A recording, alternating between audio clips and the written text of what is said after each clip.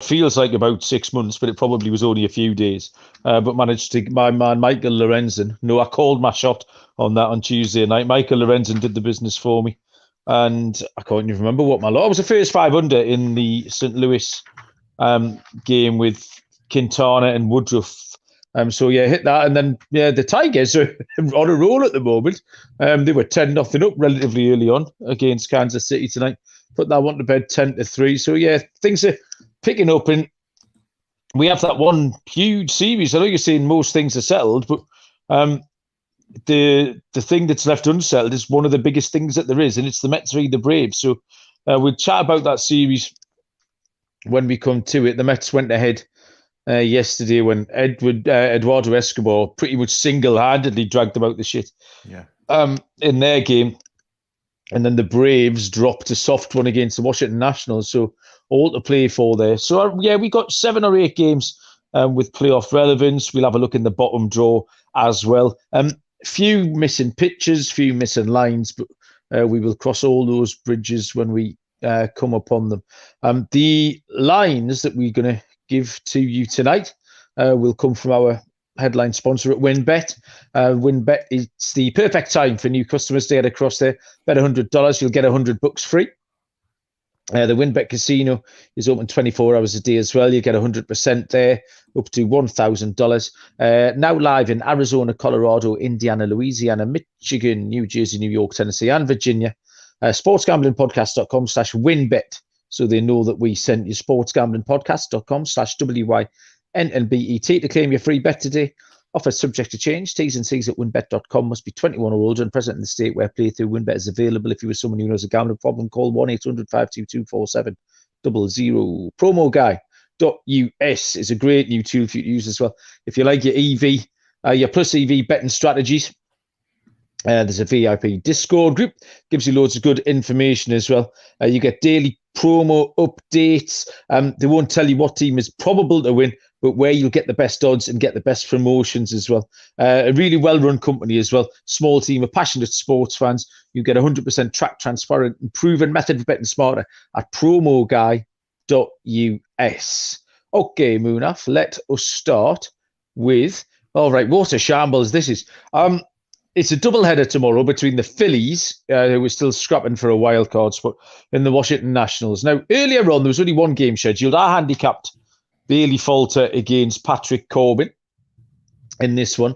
Since then, there's a doubleheader popped up, and we have any combination of Bailey Falter, Patrick Corbin, Eric Fedde, Noah Syndergaard, and then you discovered a bloke called Eddie Sanchez or something that I'd never heard of.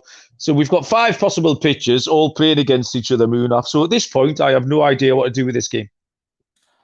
I was looking at the schedule right there with you, and I'm pretty sure it's a makeup game that got delayed got postponed because of weather between those two squads. So I know Philadelphia is in Chicago getting swept right now, and then they have to make the trip down to Washington. And I think they have to play 4 games in 5 4 or 5 games in about 3 days here. So I don't know. I mean, if we don't know the pitching matchups, what they are, because different sites are telling us different things. And they're also not any lines up yet. So I don't know if you wanted to give something out there. I didn't have any for this series. Like I say, I handicapped Falter and Corbin, and I don't even think that's close at this point. What I will touch on, Munaf, briefly, is what the Phillies are up to, because they've got themselves in a decent wildcard position, and then they appear to have kind of shit the bed from there. They've lost 4 in a row, and not particularly big series. I know there's no easy games, but they're struggling currently against the Chicago Cubs. I'm just having a look at the wildcard standings now, and Philly are hanging on by half a game to the Brewers. If they lose, they'll be tied now today. Yeah, there you go. So that'll be sort of two wins out of the last 10. Mm-hmm. The Brewers actually are giving them a chance. They're leaving the door ajar by not picking up many wins themselves, the Brewers. So, I mean, out of these 2 teams, Munaf, the Phillies and the Brewers, do you have a preference? Is the one that's more equipped for a playoff run, or more deserving of a playoff place even? Well, I have the under 88 wins for the Milwaukee Brewers. Um, so right now they're sitting at 83, 3. Yeah. and they have to win 6 out of 7 games from their final 2 series, which are against the Miami Marlins, play them 4 times, and the Arizona Diamondbacks. So both of the teams have been kind of scrappy, Malcolm. I know there's some pitching, some good pitching on both of those teams with Alcantara and, especially with Arizona, Zach Gallen and Merrill Kelly. So hopefully they're able to get 2 wins for me out of those 7 games, and I can catch that under. But I don't know. I think that maybe Philly would be more exciting to see in the playoffs just because, Bryce Harper and that whole dynamic. But I really don't have a preference. Do you have one? I just think Philly are more likely to be able to go on a streak. I think they've been kind of more up and down, where Milwaukee have been in this historically bad division, this NL Central division. I think is one of the worst divisions in terms of like cumulative win-loss records for a hell of a number of years. Yeah. The AL Central is actually on that chart as well. So both Centrals have been absolutely manky this year. But yeah, the Brewers are to have struggled in that division. I think it's probably worth 5 or 6 more wins to Philly if they'd been in a similar situation. So I think the Philly are more likely to be able to surprise a team. But yeah, neither of them are particularly inspiring. We've got a couple of familiar faces in the chat. Dryden, Captain Insano. Captain Insano got in trouble for joining late yesterday, so he's on time today. He's learned his lesson. He doesn't need to be told twice. Dryden as well. He's saying the fear of being reprimanded is the only reason that he listens to the show, which is not true. It's because it's consummately entertaining, Dryden. And me and Moon are expert handicappers, as you well know. So let's see if we can find a game that we can handicap more effectively here. Let's go to a 7:07 first pitch between Moonaf's Boston Red Sox and the Toronto Blue Jays, where Nick Pivetta starts for Boston and Alek Manoah is on the hill for Toronto.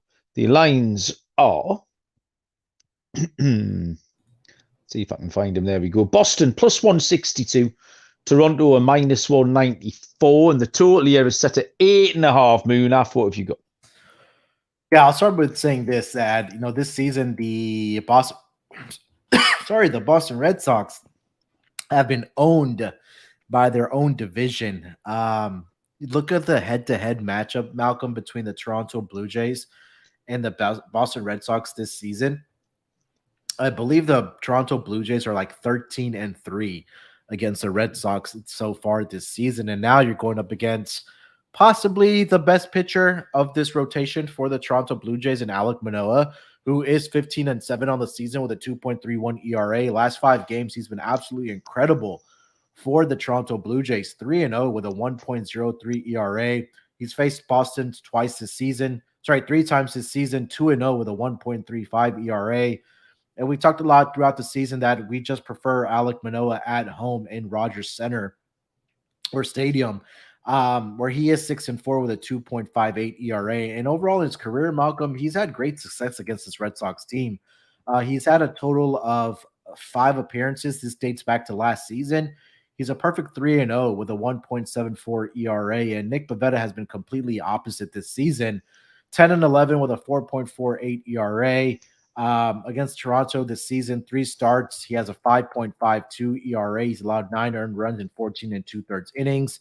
Against AL East opponents, Nick Pivetta is 1-7 with a 6.81 ERA. And anytime Nick Pivetta is on the mound, I want to fade him in some form or fashion. I think that this is going to be an opportunity for the Toronto Blue Jays to put up runs against Nick Pivetta, and especially this bullpen for the Red Sox. So obviously, I don't want to lay that minus 190 price. If you want to take a look at the run line for the Toronto Blue Jays, I think that's one way I would look at it. That is at plus money right now at plus 105. But I think I really do like the team total in this game for the Toronto Blue Jays. That number's not currently out yet, but I would anticipate it at being around 4.5, possibly a 5 at even money in this game. So I think that's the way I want to look at it, is Blue Jays first 5 team total over and full game over. Malcolm. Yeah, so there was just quite a few things that kept pushing me in the direction of Toronto here. I know and Captain Encino was rightly pointing out that They have clinched that wild card spot, so they could possibly take the foot off the pedal just a little bit. Yeah. We've had kind of mixed results, so we've been following that trend this year. It doesn't seem to have affected. I wouldn't factor it in, is the short answer. There's been a couple of occasions, teams with travel spots and not with rest, teams who've clinched divisions, but Cleveland have just cracked on this week. They've just carried on rolling and winning games. So the things to me clearly the best pitcher on the mound out of the two is Manoah over Pivetta. You've got the home advantage as well. I thought Toronto on the run line, Moonaf, exactly as you pointed out. That price is just a little bit of plus money, plus 108 on the run line. Because, Pivetta kind of looks ready to give up on the season. I watched Boston tonight, and they were okay. They got a win over the Orioles, but the bottom half of that lineup just looks a little bit, well, it looks quite a lot, sort of lightweight at the moment. So I think Toronto at home should have too much for them and should be able to get the job done and cover the handicap there. Next up, I keep forgetting which teams have clinched now when I'm having to pick these games off the top of my head. 8:10 Eastern, first pitch is the Tampa Bay Rays and the Houston Astros. Drew Rasmussen is definitely starting for Tampa Bay. Houston have only just announced, or it has just been picked up on, that Framber Valdez is going to go to the bump for the Houston Astros. And as a result, we got no lines on this one at all. I can give you a little handicap on it. Rasmussen is 10-7 on the season. He has a 2.85 ERA, 139 innings pitched with 122 strikeouts. Framber Valdez on the season, he has a record of 16-5 with a 2.69 ERA, pitched 191 innings with 182 strikeouts. Rasmussen, he's going okay. 3.18 ERA in his last 5 starts. He has lost 3 in a row. He's been getting no run support. I don't know what he's done to upset the rest of the Tampa Bay bats, but he gets nothing off them at all. Slightly worse on the road, 3.59. And Tampa Bay's road record, that's horrible, 34-40 on the road, which is really disappointing. Framber Valdez, 2.83 in his last 5 starts, going along absolutely fine. He actually gave up 4 earned runs in his last start at Baltimore, which was one of his worst starts of the season, to be honest. He's rock solid. He's got a 9-inning shutout against Detroit on the 12th of September. I don't know what the prices are going to be here. I'm still not convinced by this Tampa Bay offense. I mean, I think they lost last night 2-1. Was that the Cleveland game? I think Cleveland turned them over 2-1 last night. Yep. These are big spots for Tampa Bay, and they're just not coming through. I don't know what price. I think this will be relatively close on the books. Houston will be favourites. I'd maybe, if I was making a line here, maybe just put Houston up at minus 130 or something thereabouts. Do you think I'm miles out? Because the Astros would be my pick. Yeah, I was thinking maybe minus 140, minus 150 in that range, but it looks like the Rays have almost clinched a playoff spot as well, if I'm not mistaken. They're getting close. It's a 5-game separation between the Mariners and the Orioles, and then that's right. Rays are about 5.5 ahead of that. So yeah. So, and another thing that I did read this morning, at least on the local part with the Astros, is that all the scheduled days off for their main guys are now done. They're going to be playing their regular guys for the rest of the week. And Dusty Baker said it's for the integrity of the game, that he doesn't want to sit, guys like Altuve and Alvarez and things like that. So, you're going to get the A-plus lineup for the Astros. Valdez, he had that incredible run of those quality starts where he did break the record. I think the franchise record for the Astros. And I know, his last game, he did give up 4 earned runs to the Baltimore Orioles, but he's also getting the run support in over his last 3 games as well. He got 7 when he faced the Tigers. He got 11 when he faced the A's and 11 to more when he faced the Baltimore Orioles. And I know it's Drew Rasmussen on the mound, who's been pretty stellar for this team, but I just think from an offensive perspective that this Astros team is just a lot better. Rasmussen did face his Astros team back on September 19th, where he did give up 4 earned runs to the Astros, and they won that game 4-0. So I'm not going to fade this Astros team. I think they're still going to be playing their regular guys, like I mentioned, and I think they're just going to want to make some momentum going into the postseason. So I'm going to take the Astros with you. Yeah, I agree with you. As much as I said I wasn't going to fade the Rays, they still not really blowing my skate up particularly. I'm going to tell you about No House Advantage before we move on. Changing the game, offering the most dynamic fantasy sports platform today.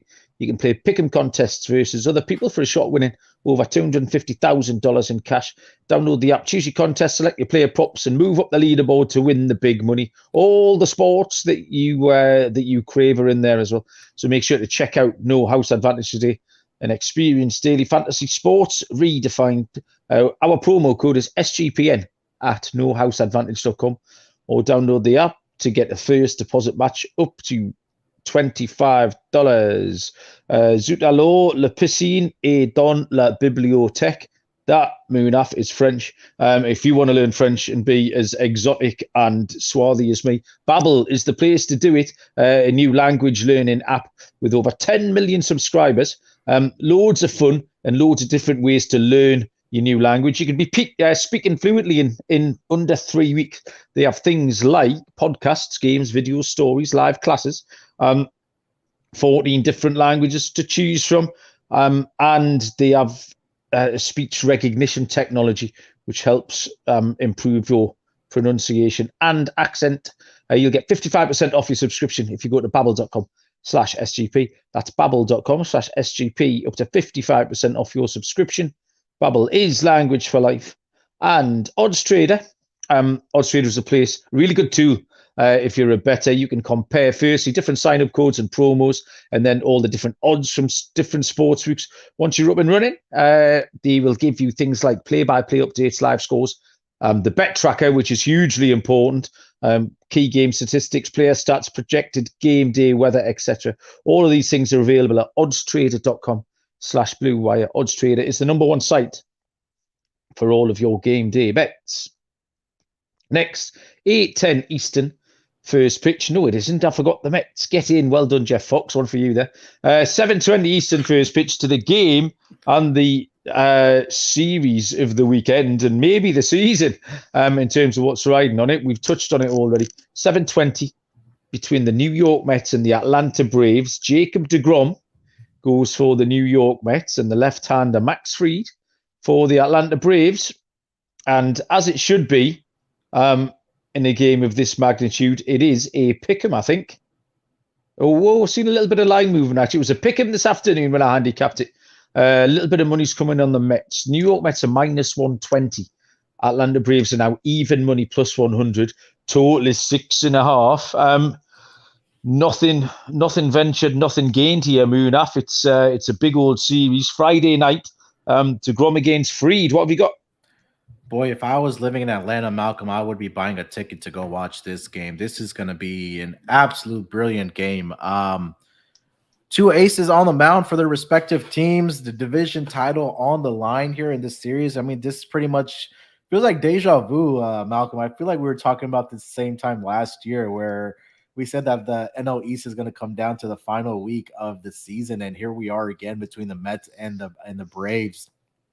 So just kind of set it up here, Malcolm. The Mets have a 1-game lead over the Braves right now. It's going to be crazy to think that both of these teams could possibly end up with 100 wins in the same division. I know we had that last year in the NL West, but Jacob deGrom has struggled a little bit, Malcolm. I mean, over his last 3 games, he's allowed at least 3 earned runs to the opposition. That was against the Cubs, the Pirates, and the Oakland A's, and that's not very Jacob deGrom like. He did have the strikeouts against the Pirates and the Cubs where he had 13 and 10. He has faced the Braves already 2 times this season, where he is 1-1 with a 3.65 ERA. He's allowed at least 2 earned runs in both of those starts. Like I mentioned, the Braves won 1 game and the Mets won 1 game, 5-2 Braves victory, and then a 3-2 victory for the Atlanta Braves. Max Fried on the other side, 13 and 7 on the season, a 2.50 ERA. Last 5 games has struggled a little bit, at least getting wins.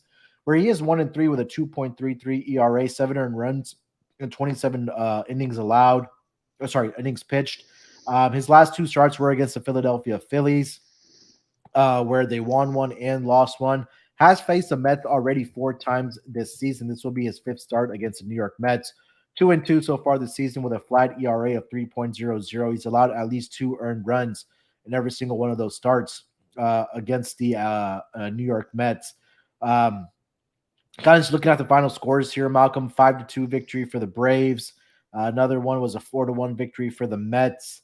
And his last 2 starts, 6-2 victory for the Mets. And then his last start where the Braves did win against the Mets was a 3-2 victory. So I wish this number was at 7 on the total. It is at 6.5, rightfully so. I would have taken the under at 7, but I'm going to start with the Mets here. I think that Jacob deGrom will find his form again against his Braves team. I think that they're able to get the job done here. And again, just looking at WRC plus numbers against left-handed pitching, the Mets over the last 2 weeks are number 4 in the entire league with a 154 WRC plus against left-handed pitching. So I think that's where it kind of tips the scale for me. So I'm going to go with the Mets minus 120 against the Braves in this game 1 of this series, Malcolm. Yeah, I think the game or your handicap hinges really about reading deGrom's lines recently. And if you looked at him and it was any other name, if you didn't know what name was next to the pitcher, you might think that he struggled. But actually, there's a couple of games here that I watched. The Pittsburgh game, 3 earned runs. It was 1 swing of the bat from O'Neill Cruz, who's been hitting them out. He hit a couple of absolute bullets yesterday in a game I watched against the Reds. But actually, deGrom's whip's been way down. He did struggle at Oakland last time. I'll give you that one. 4 walks, which he had 2 walks in his previous 4 starts. So the last time his whip has been under 1 in both of those games. You've got 4 hits and no walks in 5 innings, then 5 hits and no walks in 6 innings. And in baseball, 1 swing of the bat can get it done. So deGrom, to me, he's a big game player as well, you know. Not saying that Max Fried isn't. I've just got more faith in Jacob deGrom. I thought this game was important that if you hadn't picked a side, Moonaf, I was going to force you into it. I think it was important that we have some balls and pick a side in this one, because these games are what we're here for. And I agree with you. I come down on the side of the New York Mets. I mean, they got away with it last night, but that'll have given them a little bit of momentum as well. Escobar, I think they were with 4 runs behind in the 7th inning, and Escobar pretty much picked them up and dragged them over the finish line himself. And the Braves have flattered to deceive in the last couple of weeks. They've had plenty chances and keep coming down and scoring 1 or 2 runs against opposition like the Nationals. So I agree with you, Moonaf. Long story short, I'm going to take the New York Mets at minus 120. Go on. There's more pressure on the Mets to win this series and get the division versus like the Braves, because Braves coming off the World Series, they've made this a race now. And it's always a narrative every single year that the Mets always, choke. And I think this is their opportunity to really come into Atlanta and just, seal up this division. Absolutely agree with you, Moonaf. Next is, I can go back down the page to where I was, to the 8:10 Eastern first pitch between the Miami Marlins and the Milwaukee Brewers.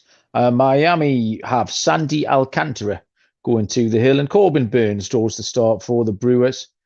The lines on this one are Miami plus 150, Brewers minus 179. The total is set at 6. Great. The Miami Marlins just drag the totals down wherever they go. And we'll come back across to you to lead us off with this one, Munaf. Yeah, Corbin Burns, 11-8 on the season, 3.11 ERA. We talked about the Brewers out there fighting for that wild card spot. So these are games that they need to take advantage of and win. Unfortunately for them, fortunately and unfortunately, I guess we can say, Malcolm, they do have Corbin Burns on the mound, but they also have to go up against Sandy Alcantara, the runaway Cy Young winner right now for the National League. But Burns has struggled over his last 5 games. He's 2-2 with a 4.41 ERA, 16 earned runs allowed, and 32 2/3 innings pitched.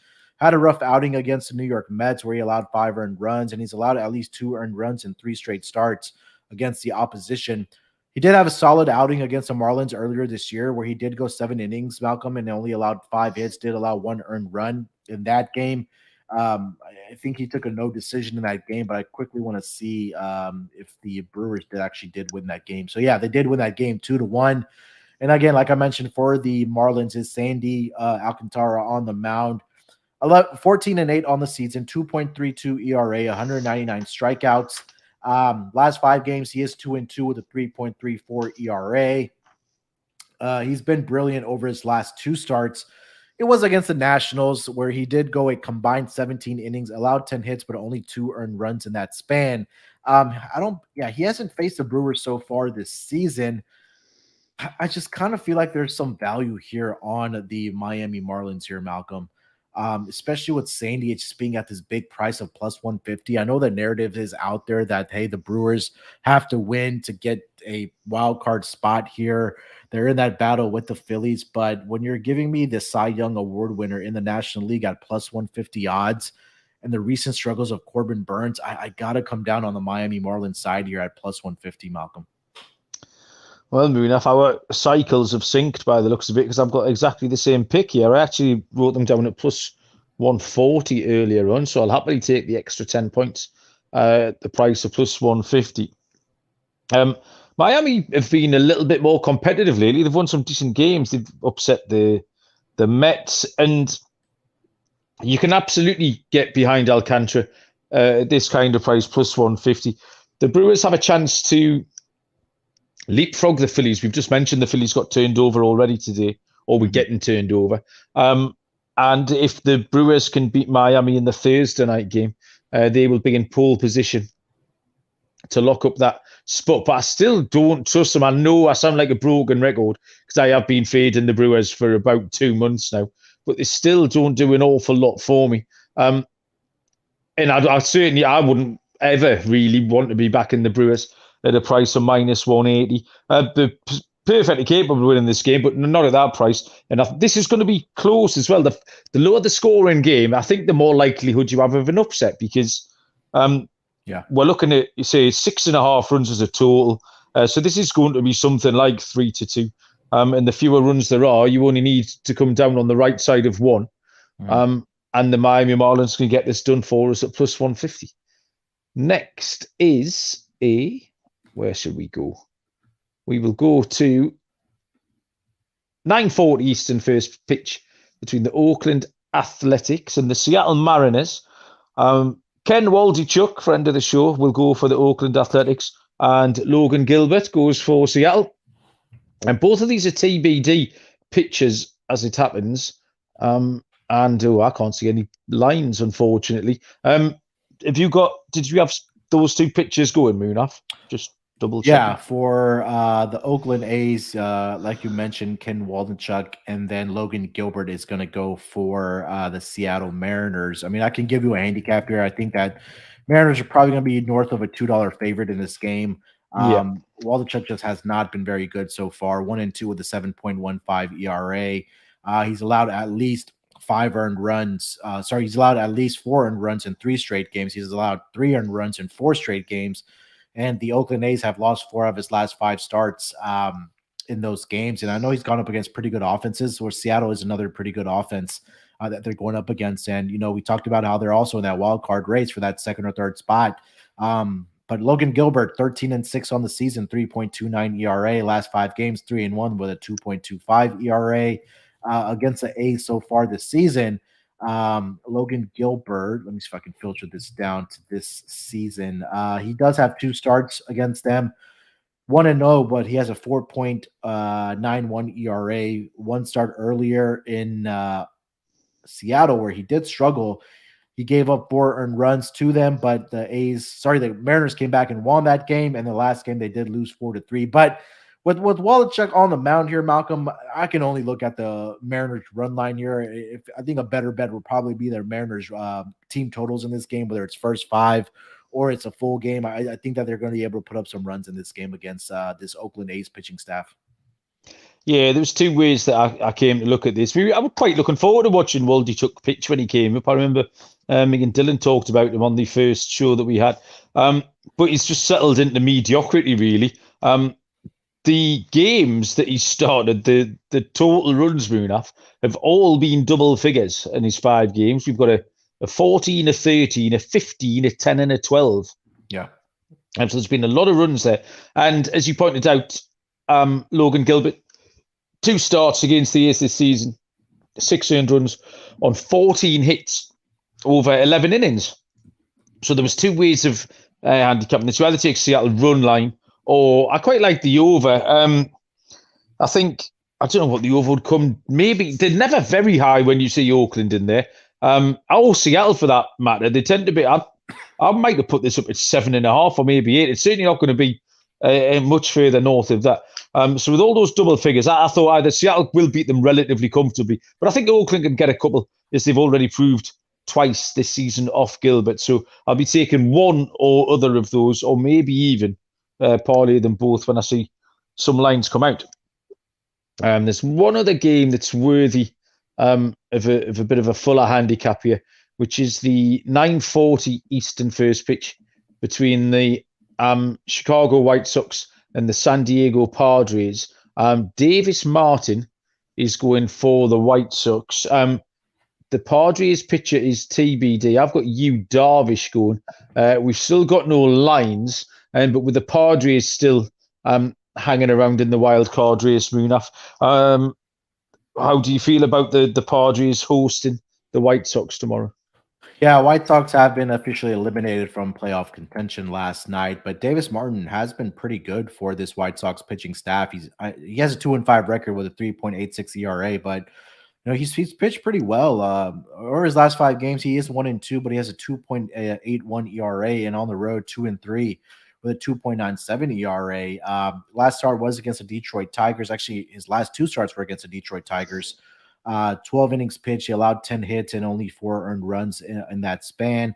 Yu Darvish so far this season, 16-7 with a 3.05 ERA. He's been absolutely incredible at home for the San Diego Padres, where he is 7-2 with a 2.45 ERA. So I think that any way I would look at this game, I would probably want to back Yu Darvish at home. He's just been absolutely phenomenal, and Padres still have something to play for, I guess, just finding a rhythm, especially offensively. But with the White Sox, there's nothing left for you to play for, right? Your season's pretty much over. You're eliminated from playoff contention, and that's pretty much just what it is. So, and again, last 5 games for Yu Darvish, 5-0 with a 1.36 ERA, and 4 of his last 5 starts have been on the road. Now he gets to come back home. And surprisingly enough, Malcolm, the last 5 games that Yu Darvish has started for the Padres, they've covered the run line in every single one of those games. So if you want to probably get some plus odds on this, you could probably take the Padres on the run line with Yu Darvish on the mound. Yeah, the White Sox eventually won a game of baseball tonight because it's been absolutely ages. And the Padres aren't home and hosed in this wild card race. They have a 2.5 game lead over the Phillies and then a 3-game lead over the Brewers. So they still need to, they've got a little bit of business to take care of. They still need to win maybe 2 or 3 of their last 7 games just to be sure, in case both the Phillies and the Brewers go on a little bit of a run. But yeah, I agree with everything you say there. Captain Encino's leaning towards the under. Just again behind 2 pitchers, and like you say, White Sox have given up. So yeah, I wouldn't put you off any of that. So just having a little look around, we've done all right the last couple of nights. Looking at the bottom draw, there's winners still to be had. There's quite a few of these other games moving off that I quite enjoyed having a look at and handicapping. And then I've seen the prices and I've enjoyed them even more. The first one is Cleveland. We've been rolling with Cleveland every night and they keep getting it done. They got it done again at a good price last night. Tomorrow they are at home to the Kansas City Royals. It's Zach Plesac against Brady Singer, and we're getting a price of minus 130 against Cleveland. And we've said that they are absolutely not taking their foot off the gas. There's no real need to. They're just carrying along, being in good habits, I think, is what they're doing. Zach Plesac obviously isn't great. He's been going along steady, though. He's not been absolutely horrible. 3 or 4 earned runs over 6, or he's even 7 innings last time out. A lot of close games, a lot of unders. The last 3 games he's played have all finished 4-3, actually. So 7 runs in those. But I thought Plesac was a relatively good price against this Kansas City team who got shellacked tonight against the Detroit Tigers. The Detroit Tigers, therefore, were another pick of mine. They're finishing the season really strong all of a sudden. They've just decided to play. And they've got a game against Minnesota tomorrow. Detroit are plus 125 with Tyler Alexander on the mound against Joe Ryan. Joe Ryan is the only pitcher on Minnesota that I trust at the moment, but I just don't trust Minnesota at all. I think it was them that the White Sox beat tonight, actually. So yeah, if the Twins have just pretty much wrapped in. So Detroit at a good price. We got them on the Tuesday night show. They've won again tonight, and I'll take them again on Friday. And finally, another one here is Pittsburgh at the St. Louis Cardinals, where Johan Oviedo is going for Pittsburgh, but Jack Flaherty's going for St. Louis. And obviously, this is a little bit of a handicap with Jack Flaherty because he's really, really struggled since he came back from his injury. Just hasn't looked settled even a little bit. The Cardinals are a crazy price tomorrow behind Flaherty. They're minus 214. So I'll be wanting some variety of Pittsburgh action. Either the first 5 over, because Cardinals can chip in with that, get a few runs off Oviedo, or Pittsburgh on the first 5, which I reckon will be around about a price of 160. I think might be a little bit of fun value because Flaherty's struggling. Like I say, O'Neill Cruz keeps hitting lasers around the place. Yeah. So he could another 3-run bomb from him, and we could land a fancy price. So they would be my bottom draw picks. I found more in the bottom draw than I did going through the top draw stuff. Munaf. Yeah, I mean, I think your point about Jack Flaherty is spot on there. I mean, he is just struggling at least over his last 3 starts, and it's really been a command and control issue for him. You take a look; he's had at least 4 walks in 2 out of the last 3 games, and one of those games was against the Pittsburgh Pirates, like you just mentioned. I think that you probably want to take it in the first 5 because I don't trust that Pirates bullpen. He did allow 3 earned runs to the Pirates team in 5 innings. Like I mentioned, 4 hits. He also gave up 2 home runs in that game. I believe, like you mentioned, it was to O'Neill Cruz in that game. Yeah, I like it. I think that there's some good value there on the Pirates first 5 and possibly looking at the over in the game. Kind of going back to the Cleveland game. Zach Plesac just does. He makes me a little bit nervous just because he just is not having a very good season so far. And he has struggled against Detroit as well this season. He's had, I think, 4 starts against them already this season. Where he is 0-2 with a 3.80 ERA. So, yeah, I think that like the Pirates pick a little bit more because they've been feisty, kind of winding down the season here as well. So yeah, I agree about the Pirates in that first 5 over. I think that Cardinals offense is more than capable of scoring some runs and getting that over for you as well. Okie doke. Lock and dog picks to come in a moment. After I've told you firstly about the Elias Game Plan app.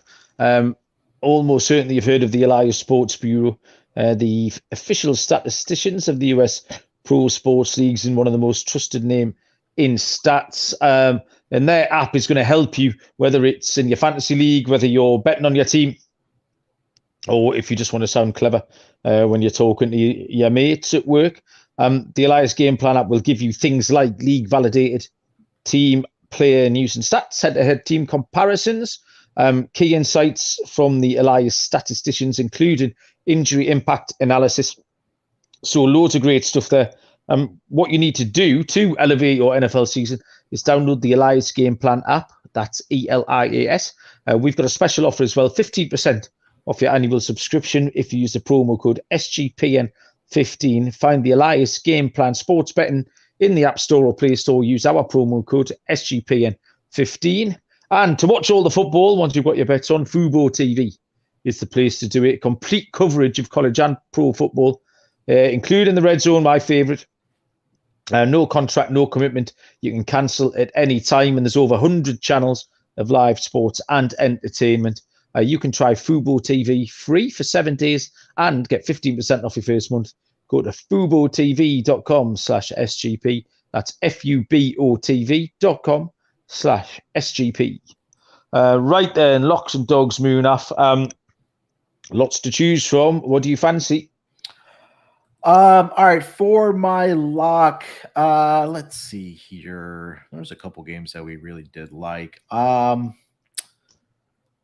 I really do like the Blue Jays tomorrow. I'm going to take their run line -1.5 with Alek Manoah on the mound. I'm going to fade the Red Sox, especially with Nick Pivetta. I mean, he's just been struggling since the All-Star break, to say the least. He has terrible numbers against this Blue Jays team as well. And again, the Blue Jays, they would probably want to build some momentum coming off of kind of just winding down the season, right? I know they're in that wild card. Obviously, that AL East is clinched, but you want to keep on winning games and just stay in a good spot. So I'll take the Blue Jays -1.5 plus 105 as my lock.